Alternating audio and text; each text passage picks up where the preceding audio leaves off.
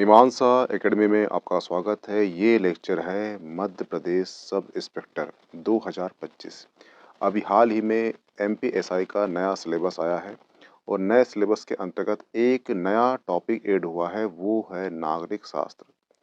तो इसमें हम चर्चा करेंगे कि नागरिक शास्त्र क्या है, शास्त्र क्या होता है, नागरिक कौन होता है, हम मनुष्य से नागरिक कैसे बने और राज्य क्या होता है। तो इतने टॉपिक पे चर्चा करेंगे जो 2025 के एमपीएसआई के लिए काफ़ी महत्वपूर्ण टॉपिक है। ठीक है, इसलिए प्लीज़ पूरा लेक्चर वॉच करना। तो ये है नागरिक शास्त्र। नागरिक शास्त्र समझने से पहले आपको समझना होगा कि जो शास्त्र क्या होता है। तो शास्त्र क्या होता है? किसी भी विज्ञान विषय पदार्थ का क्रमबद्ध अध्ययन कर उसके समस्त ज्ञान को एक जगह समाहित कर देना ही क्या कहलाता है? शास्त्र कहलाता है। किसी भी विज्ञान विषय या पदार्थ के क्रमबद्ध अध्ययन करना, उसके समस्त ज्ञान को एक जगह समाहित कर देना, जिसमें उस विज्ञान का समस्त ज्ञान हो, उस विषय का समस्त ज्ञान हो, उस पदार्थ का समस्त ज्ञान हो, उसे ही क्या कहते हैं? शास्त्र कहते हैं।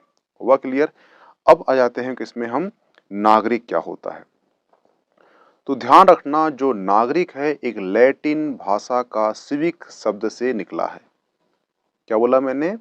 नागरिक जो है एक लैटिन भाषा के सिविक शब्द से इसकी उत्पत्ति हुई है।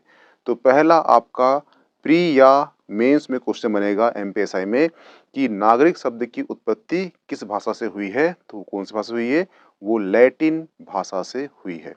और किस शब्द से हुई है? तो वो सिविक शब्द से हुई है। अब नागरिक कौन होता है? तो ध्यान रखना, किसी भी नगर में रह रहा कोई व्यक्ति उस नगर में जो मान्यता है उसे वो प्राप्त कर लेता है, वो नागरिक कहलाता है।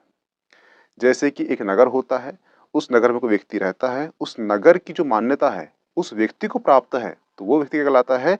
वो उस व्यक्ति उस नगर का नागरिक कहलाता है। ये सिंपल सी डेफिनेशन हो गई है। हुआ क्लियर?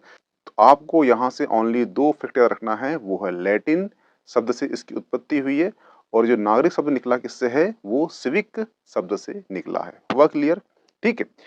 अब तीसरा पॉइंट आता है इसमें, वास्तविक परिभाषा क्या है। जो नागरिक शास्त्र है उसकी वास्तविक परिभाषा का जन्म हुआ था कब? 5 नवंबर 1789 को। क्या है बोला मैंने? 5 नवंबर 1789। 5 नवंबर 1789 को इसका जन्म हुआ था, वास्तविक परिभाषा का। अब यहाँ पर क्यों हुआ? सबसे बड़ा क्वेश्चन यहाँ पे क्यों हुआ? क्योंकि मनुष्य ने अपने अधिकारों के लिए एक क्रांति की थी और वो पहली क्रांति कौन सी थी? वो थी फ्रांस की क्रांति। फ्रांस की क्रांति ये कब हुई थी? ये हुई थी 5 नवंबर 1789 को हुई थी। हुआ क्लियर? तो यहां से क्वेश्चन बनेगा आपसे एमपीएसआई में, प्री या मेन से बन सकता है। प्री में सिंपल सा बनाया कि इसकी उत्पत्ति किस क्रांति से हुई है? तो वो हुई है फ्रांस की क्रांति से।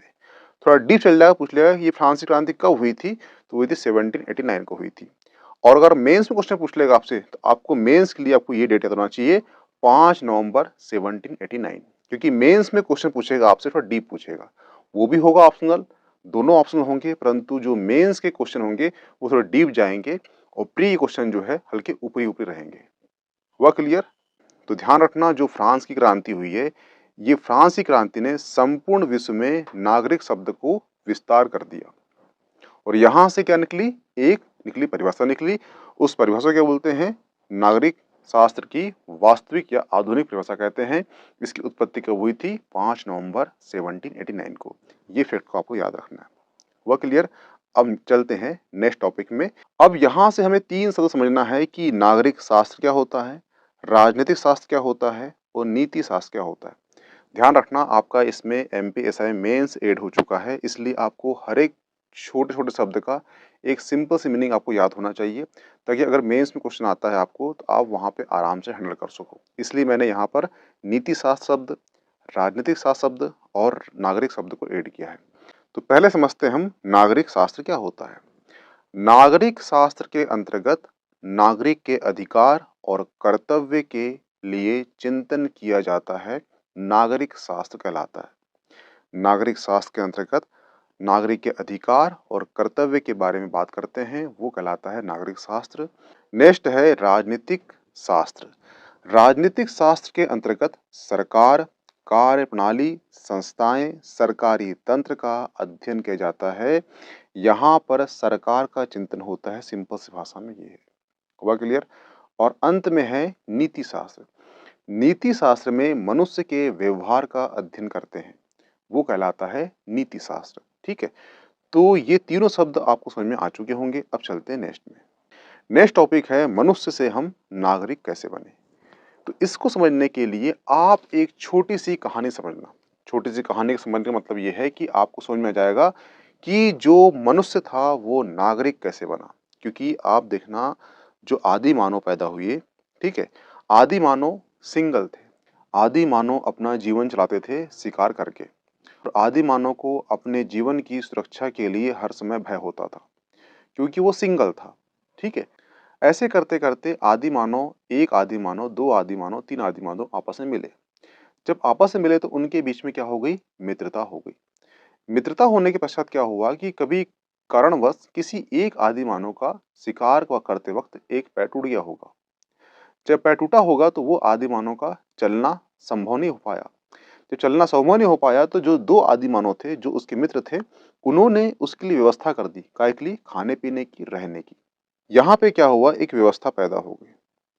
ठीक है, व्यवस्था ने क्या, छोटी छोटी जो है संस्था पैदा कर दी। हुआ क्लियर? और इसी संस्था के माध्यम से दो व्यवस्था पैदा हो गई। और दो व्यवस्था क्या थी? एक थी समाज, ठीक है, और एक थी क्या? राज्य।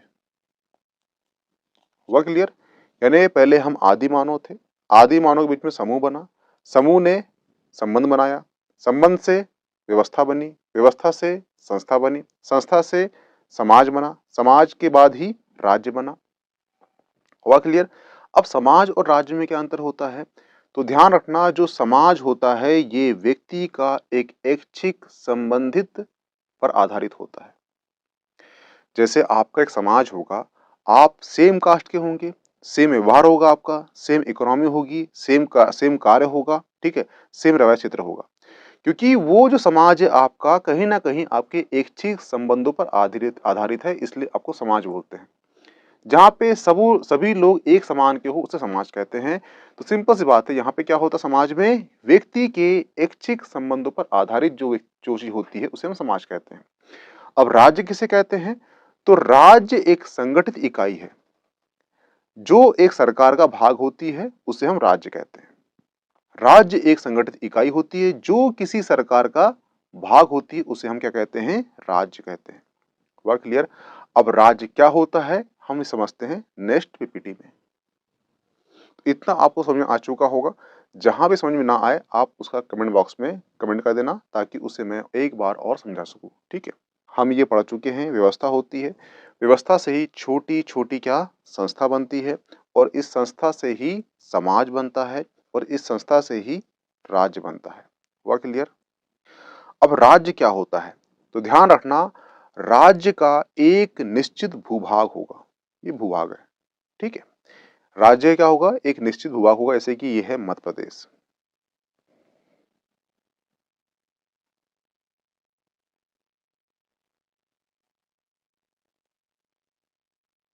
ठीक है, ये क्या है? अपना प्यारा मध्य प्रदेश है। अब ये क्या है? अपना प्यारा एमपी है। और प्यारा एमपी जो है, इसमें एक निश्चित भूभाग है इसका। इस निश्चित भूभाग में क्या रहेगी? जनसंख्या रहेगी। हुआ क्लियर? अब जनसंख्या में क्या होगा? जनसंख्या जो होगी उसमें क्या रहेंगे? उसमें होंगे नागरिक। ठीक है, नागरिक क्या होगा? नागरिक का होगा अधिकार। ठीक है, और नागरिक का कर्तव्य होगा। तो चीज होगी, नागरिक का क्या होगा? कर्तव्य होगा, और नागरिक का अधिकार होगा। नागरिक का कर्तव्य और अधिकार के लिए क्या बात करते हैं हम बात करते हैं संविधान की। क्योंकि आपका संविधान में क्या चीज लिखी गई है? मूल अधिकार और मूल कर्तव्य। तो जनसंख्या पैदा करी नागरिक को, नागरिक पैदा करा क्या? अधिकार और कर्तव्य को, अधिकार और कर्तव्य ने पैदा कर दिया संविधान को, एक लॉ को, कि मनुष्य का कर्तव्य क्या होगा, मनुष्य का अधिकार क्या होगा। इसलिए क्या हो गया? एक पैदा हो गई शासन व्यवस्था पैदा हो गई। शासन व्यवस्था के अंतर्गत क्या हो गया? एक संविधान पैदा हो गया। संविधान ने में क्या बनाया? संविधान ने हमें संप्रभुता दिया। संप्रभुता कहने का मतलब ये है कि जो निर्णय लेने की शक्ति है, जो डिसीजन लेने की शक्ति है, किसके पास होगी? वो राज्य के पास होगी। हुआ क्लियर? ठीक है। तो समझ में आ चुका होगा कि नागरिक क्या होता है, ठीक है? और नागरिक, हम मनुष्य से नागरिक कैसे बने? तो आई होप कि आपको समझ में आ चुका होगा कि नागरिक शास्त्र क्या होता है, ठीक है?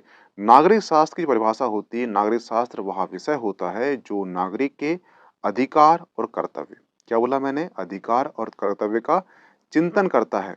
उन्हें इस प्रकार से व्यवस्थित करता है, किसी नागरिक को व्यवस्थित करने का प्रयास करता है, किसे? नागरिक को, कि वह एक अपने राज्य और समाज में अपना सामाजिक दायित्व को निर्वाह करे, ठीक है?